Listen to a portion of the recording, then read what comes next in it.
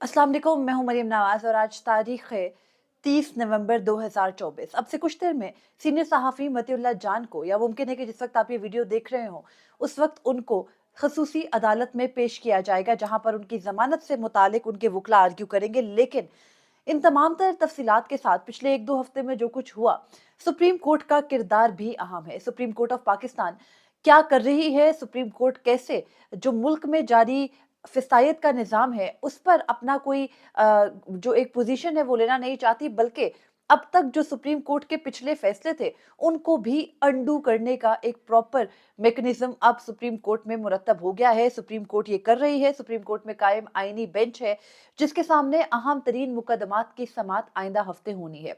उन अहम तरीन मुकदमात की समात से ये तयन हो जाएगा कि क्या पाकिस्तान तहरीक इंसाफ को सिस्टम से पूरी तरह आउट करने में ये जजेस अपना मुकम्मल किरदार अदा कर रहे हैं, या फिर कोई ना कोई सेनेटी, कोई ना कोई बेहतर जो है वो तजवीज़ इनकी जानिब से सामने आएगी। तो आइंदा हफ्ते सुप्रीम कोर्ट ऑफ पाकिस्तान में जस्टिस अमीनुद्दीन खान, जो कि आईनी बेंच के सरबराह हैं, उनकी सरबराही में 6 रुकनी बेंच, याद रहे जस्टिस आयशा मलिक आईनी बेंच का हिस्सा नहीं है, जो आइंदा हफ्ते बैठ रहा है वो बैठकर अहम तरीन मुकदमात की समात करेंगे। जस्टिस आयशा मलिक इस आईनी बेंच का हिस्सा हो या ना हो, सुप्रीम कोर्ट के इस आईनी बेंच के सामने मखसूस नशिस्तों का वो फैसला एक दफा फिर से जेर बहस आएगा, जो इस बेंच के भी 2 जजेस ने दे रखा है, यानी जस्टिस हसन अजहर रिजवी और जस्टिस मोहम्मद अली मजहर उन जजेस में शामिल हैं जिन्होंने ये कहा था कि पाकिस्तान तहरीक इंसाफ को मखसूस नशिस्तें मिलनी चाहिए। जबकि जस्टिस अमीनुद्दीन खान, जिन्होंने ये कहा था कि इस फैसले पर अमल दरामद ही नहीं करना चाहिए एग्जेक्टिव या इलेक्शन कमीशन को, वो भी इस बेंच की सरबराही कर रहे हैं। और दीगर जजेस जस्टिस जमाल मंदोखेल का ये कहना था कि कुछ जिन पाकिस्तान तहरीक इंसाफ के कारकुनान ने जमा कराए हैं पीटीआई के पार्टी डिक्लेरेशन के फॉर्म्स, उनको मिलनी चाहिए मखसूस नशिस्तें उस तनासुब से, और जिन्होंने नहीं कराई उनके तनासुब से नहीं मिलनी चाहिए, उन्होंने दूसरी जमात में शमूलियत इख्तियार कर ली। तो ये पूरे का पूरा बेंच मुख्तलिफ आरा रखने वाले जजेस पर मुश्तमिल है। आईनी बेंच, जो इस आईनी बेंच के सामने जिस अहम तरीन मुकदमे की समात आनी है वो है चेयरमैन पीटीआई बैरिस्टर गौहर की दरख्वास्त।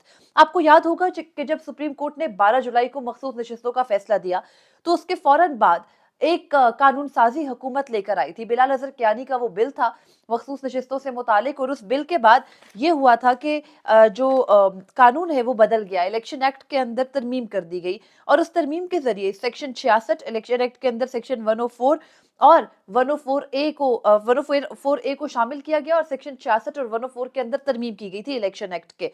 उस एक्ट के अंदर ये कहा गया था, जो कि बिलाल अजहर कियानी और ज़ेब जाफर, जो कि दोनों का ताल्लुक मुस्लिम लीग नून हुकूमती जमात से है, और पाकिस्तान मुस्लिम लीग नून ने इस बिल को अडॉप्ट भी किया था। उसके मुताबिक ये जो तरमीम है ये की गई थी कि अगर किसी फरीक ने रिटर्निंग अफसर को डिक्लेरेशन में पार्टी वाबस्तगी जाहिर नहीं की तो वो आज़ाद तसव्वुर होगा, और ये भी कहा कि वो किसी सियासी जमात का तसव्वुर नहीं होगा। बाद में पार्टी वाबस्तगी जाहिर करने वाले उम्मीदवार किसी भी सियासी जमात का उम्मीदवार नहीं होगा।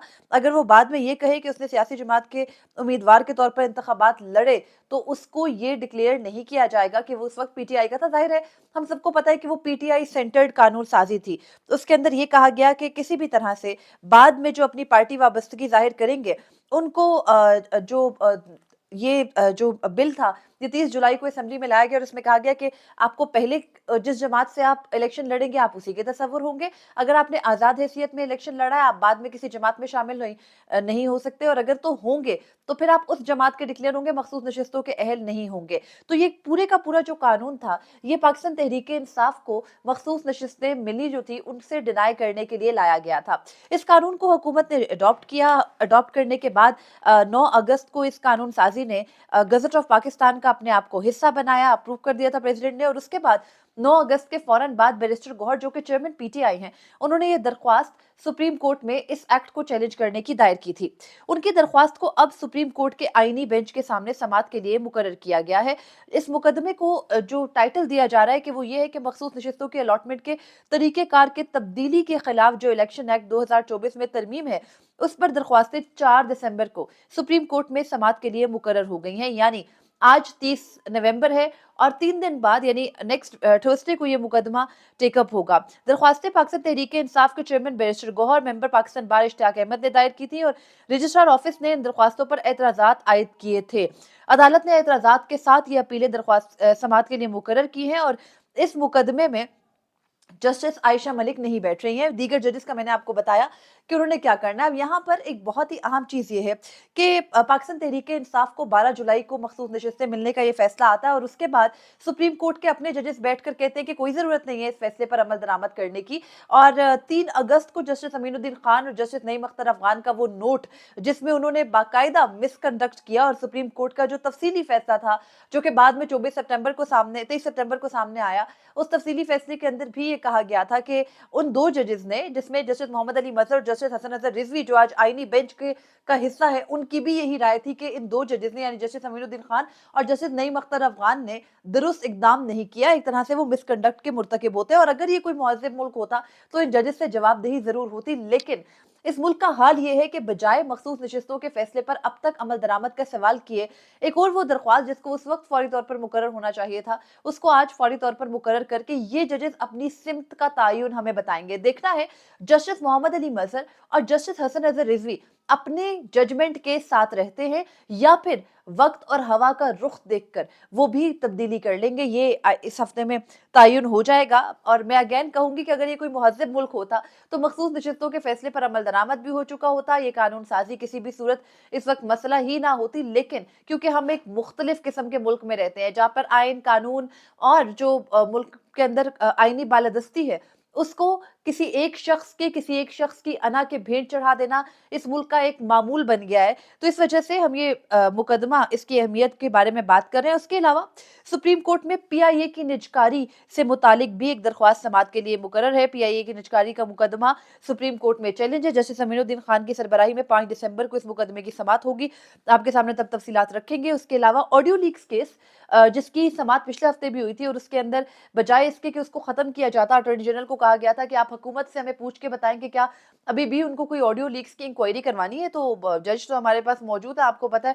तो उन्होंने कहा कि आप हमें पूछ के बता दें और फिर अब 2 दिसंबर को अटॉर्नी जनरल आकर बताएंगे कि क्या नया कमीशन बनाने की ज़रूरत है या नहीं है। उसके अलावा बानी पीटीआई के ओवरसीज़ पाकिस्तानियों को वोट का हक देने की दरख्वास्त, जो कि पुरानी दरख्वास्त है, उसको भी समाअत के लिए मुकर्रर किया गया है।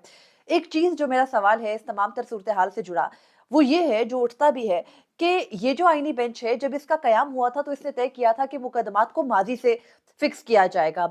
लेकिन जो बैरिस्टर गौहर की इलेक्शन एक्ट को चैलेंज करने की दरख्वास्त है, वो पुरानी नहीं है, वो अगस्त की है और इस वक्त हम नवंबर में बैठे हैं और अब आइंदा हफ्ते यानी दिसंबर शुरू हो जाएगा।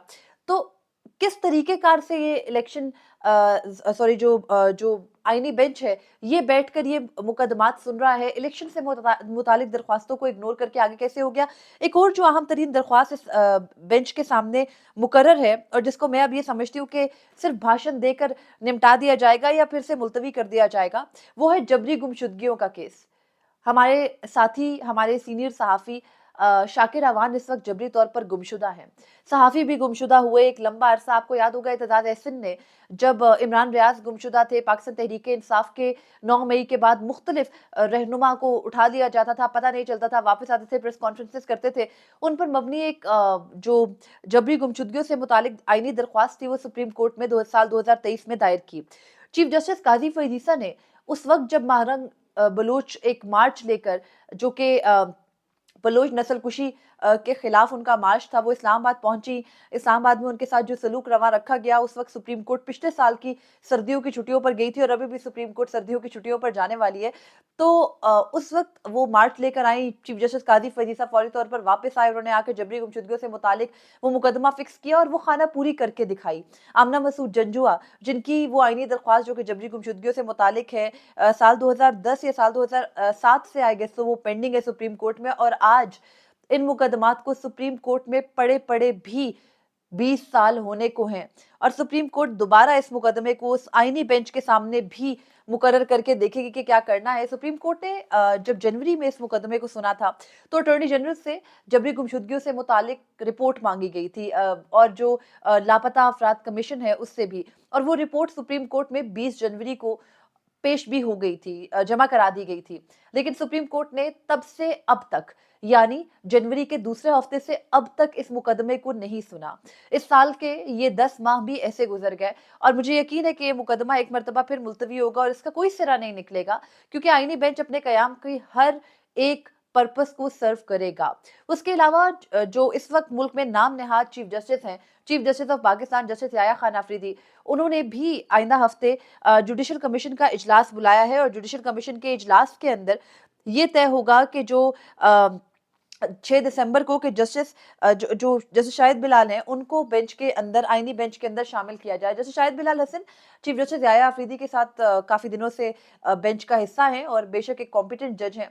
उनको आईनी बेंच का हिस्सा बनाया जाएगा, गॉड नोज किस लिए, क्योंकि जस्टिस आयशा मलिक बहुत से मुकदमात में नहीं बैठ रही हैं। हमने देखा जस्टिस आयशा मलिक 2 मरतबा ही बैठी इस आईनी बेंच का हिस्सा बनी और उसके बाद अभी तक वो दोबारा आईनी बेंच में नहीं बैठी हैं। तो आइंदा हफ्ते ये देखना है कि क्या आईनी बेंच, जिसने पाकिस्तान तहरीक-ए-इंसाफ के एहतजाज के ऊपर खुद नोटिस लेने से मना कर दिया था और खुद नोटिस का वैसे उनके पास इख्तियार भी नहीं है इस वक्त, सुप्रीम कोर्ट से ये मुतालबा जो भी करता है वो बेबुनियाद मुतालबा करता है।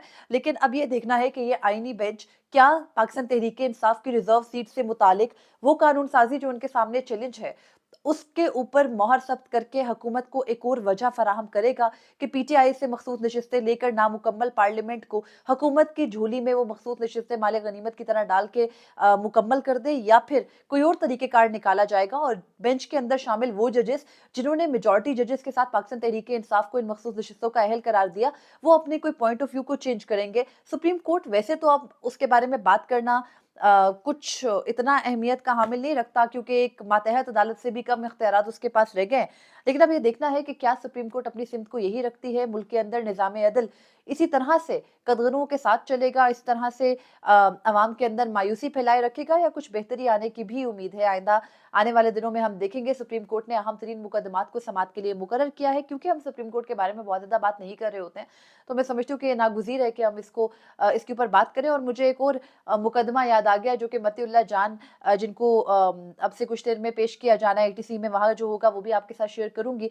वहाँ पे उनके जब वो पिछली मर्तबा गुमशुदा हुए थे, उनको जबरी तौर पर उठा लिया गया था और अब जबरी गुमशुदगियों का मुकदमे को भी मुकर्रर किया गया है और इस तनाज़ुर में वो अहम भी है, तो उनका वो मुकदमा भी सुप्रीम कोर्ट में ज़ेरे समाअत आ सकता है। लेकिन आईनी बेंच कुछ और तरजीहात के साथ काम कर रहा है। उसकी तरजीहात ना सहाफ़ी हैं, उसकी तरजीहात ना ही मुल्क में बुनियादी इंसानी हकूक़ हैं, बल्कि उनकी तरजीह मौजूदा हुकूमत की मंशा के ऐन मुताबिक अपने आकाओं को खुश करने की है। देखना है क्या होता है। मुझे फ़िलहाल इजाज़त दीजिए। अल्लाह हाफ़िज़।